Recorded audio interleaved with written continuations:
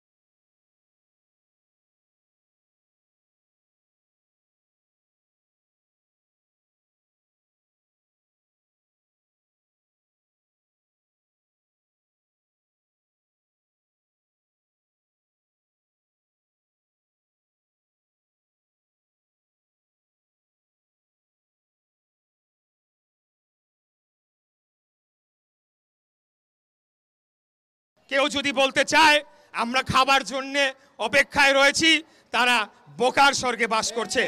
5ই আগস্টের পরে বৈষম্য বিরোধী একটি দালাল শ্রেণী তৈরি হয়েছে, যারা বিভিন্ন সরকারি দপ্তরে তারা অর্থে।